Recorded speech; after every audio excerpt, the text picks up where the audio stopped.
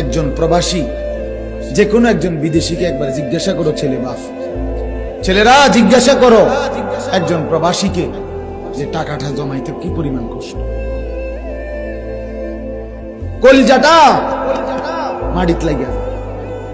আমি নিজে দেখছি তো অসংখ্যবার হজ উমরার মধ্যে কত মানুষ দেখলাম কি কষ্টে টাকা রোজগার করে, 12 ঘন্টা ডিউটি করে, 12 ঘন্টা টানা, ওইখানে কোনো ফাঁকিবাজি নেই।